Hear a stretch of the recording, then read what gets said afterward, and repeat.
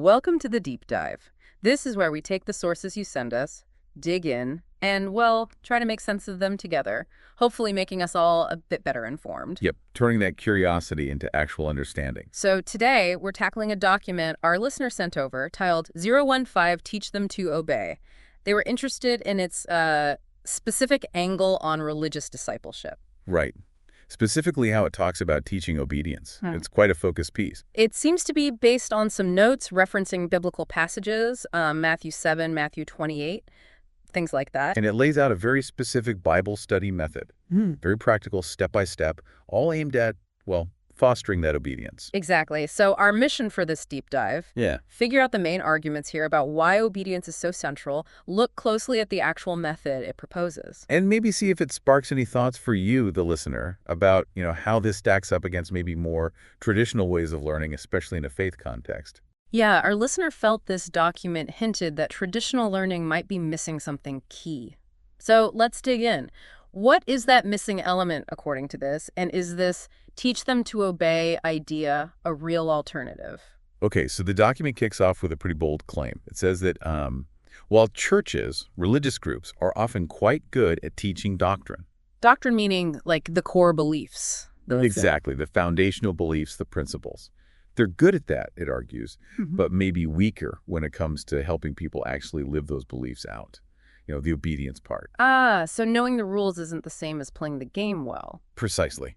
And it defines a true disciple, not just as someone who gets it intellectually, but someone who actively obeys, who imitates their master, their teacher. Okay. And to back this up, it points straight to Matthew chapter 7, verses 24 to 27, the parable about the builders. The wise and foolish builders, yeah. One built on rock, one on sand. Right. And the point the document draws is that hearing the words isn't enough. The wise builder is the one who hears and acts on them. That's the solid foundation. That makes intuitive sense, like knowing fire is hot versus actually avoiding touching the stove. Exactly. And it reinforces this with the verses just before that, Matthew 7.21-23. That's a pretty stark passage. It suggests that just saying the right words, even doing things in the name of a higher power, isn't the whole picture. What matters, it quotes, is doing the will of my Father in heaven. So it's really hammering home that action, that alignment of behavior with belief is crucial, not just the talk, but the walk. Absolutely. And then it brings in the Great Commission, Matthew 28. Right, the instruction at the end of Matthew's gospel. For anyone maybe less familiar, that's seen as Jesus' final command to his followers. Yes, verses 19 and 20. And the document highlights that the command isn't just make disciples and baptize. There's this crucial part, teaching them to observe all things that I have commanded you. Observe meaning, watch, or obey. Well, the document strongly implies obey, to do them. Yeah. And it stresses the as-you-go nature of it. Discipleship isn't a one-off class. It's this ongoing process of learning how to be obedient. Okay, got it. So interpretations might vary, but this document clearly zeroes in on that teaching to obey part as central. Very much so. Okay, so that's the core argument for obedience being paramount. But you mentioned it also has some criticisms of, well, how things are often done now. It does. It takes a look at current discipleship methods and finds them, well, potentially lacking in this specific area. How so? What's the critique? The main thrust is that many programs focus heavily on getting the information across, the intellectual side. The doctrine we talked about. Exactly. The hope, or maybe the assumption, is that if people just understand the theology correctly, obedience will sort of naturally happen. Which I guess sounds reasonable on the surface. Like, if you understand why recycling is good, you'll recycle. Right. But we know it's not always that simple. And the document argues these programs often don't really equip people to engage with the scriptures themselves independently and figure out, okay, how do I apply this to my Tuesday morning? So they get the theory, but not the practical how-to for daily life. That's the core of the critique, yeah. People might end up with a lot of head knowledge, but still struggle to translate it into consistent, obedient action. And what does the document suggest are the consequences of that? Well, it observes that sometimes you see people in religious settings who, they look the part, they participate, but their actual lives don't seem deeply changed or transformed in the way their faith suggests they should be. There's a kind of disconnect. Between the belief and the behavior again. Exactly. And then it draws this contrast. With what? With the original approach, Jesus' method. It points out how complex and sometimes expensive modern programs can be. Whereas historically, the invitation was often much simpler. Follow me. Learning happened in the context of everyday life, watching, listening to parables, discussing existing scriptures. The teacher lived the example. So less classroom, more apprenticeship. Learn by doing, by watching. Something like that. An immersive approach. The document implies that maybe communities have drifted from that simplicity, perhaps becoming less willing to invest that intensive personal time, walking alongside people, teaching as you go. Which, as you said, it ties directly back to its reading of the Great Commission. Precisely. As you are going, teach them to obey. Okay, so argument made. Obedience is key. Critique offered. Current methods might miss the practical application. Contrast drawn. Simply action-oriented model might be better. Which leads us right to... The method itself. The teach them to obey method. Right. Let's unpack this. How does it actually work? What are the steps? Okay, so it's presented as a return to that simplicity. It works on two main ideas. First, you already have what you need, the scriptures and the Holy Spirit for guidance. No fancy materials required. Not primarily, no. And second, it's designed to directly address that command. Teach obedience. Okay, makes sense. So how does the session look? It starts with the group picking a Bible passage. Any passage? Really. Yeah. Then they read it. And the document suggests reading it several times. To really absorb it. Yeah, or if literacy is an issue, listening to it read aloud multiple times. Mm-hmm. Just get familiar with the actual words. Standard learning practice, repetition. Then what? Then the group prays together, specifically asking for wisdom, for understanding of that passage. Okay. After the prayer, the facilitator asks the first question. What does this passage say? The focus here is purely literal, what's actually written on the page. Forget interpretation for a moment. Just the facts of the text. Exactly. Everyone gets a chance to share what they see the passage saying. Then the second question, what is the meaning of this passage? Ah, now we get into interpretation. Right. But the emphasis here, according to the document, is on allowing the Holy Spirit to reveal meaning to individuals. The leader isn't supposed to dominate or give the answer. So it's more about shared discovery. Everyone chips in. Very much so. It encourages taking turns, making sure everyone feels they can share their understanding, their insight. That sounds potentially messy. What if people have wildly different interpretations? Does the document address how to handle that? That's a good point. It doesn't actually lay out a specific process for resolving major disagreements at this stage. The focus seems to be more on the process of each person engaging with the text and seeking understanding through prayer and then sharing that.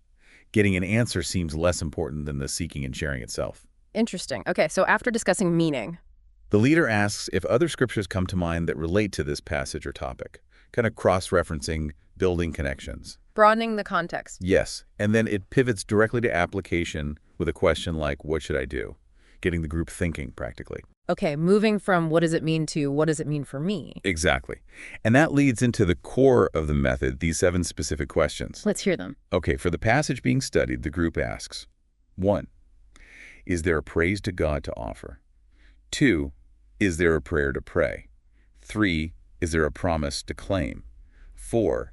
Is there a commandment to obey? Okay. 5. Is there a sin to avoid? 6. Is there an example to follow? And 7.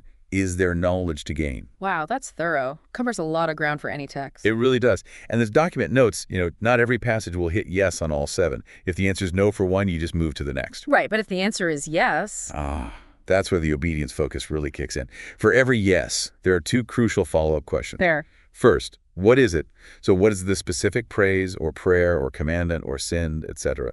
You identify it clearly. Okay, pinpoint the element. Yes. And then the absolute key question. What specific action will you take to obey this during the next week?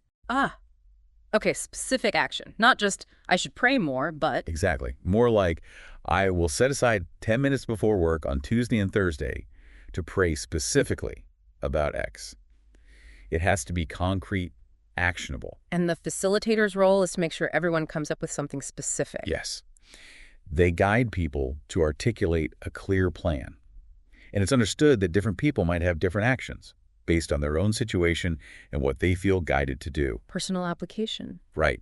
And here's a really interesting part. Each person shares their intended action, and the document calls this a covenant to keep before the whole study group. Wow, that adds a layer of accountability, doesn't it? Saying it out loud to the group. A significant layer, yes. Yeah. It's not just a private intention anymore. Once everyone's shared their action for that first yes question, they move to the next of the 7 that got a yes and repeat the process. What is it? And what specific action will you take? So you work through all the relevant yes questions and associative actions for the week. Correct. And there are a couple more pieces. Participants are encouraged to share what they learned with someone outside the group during the week. Spreading the learning. And also, a personal reflection component is suggested. Daily, asking yourself something like, what did the Holy Spirit say to me today? And what did I learn from others in my group? So it creates this cycle. Study, identify action, commit publicly, share externally, reflect internally. That's it, exactly. It's designed very intentionally to push past just understanding and into lived practical obedience with accountability built right in. Okay. We've certainly done a deep dive into this Teach Them to Obey document. We've looked at its core arguments, the critique of other methods, and this very detailed process. What are the main things you think we and our listeners should really take away? Well, I think 3 things stand out.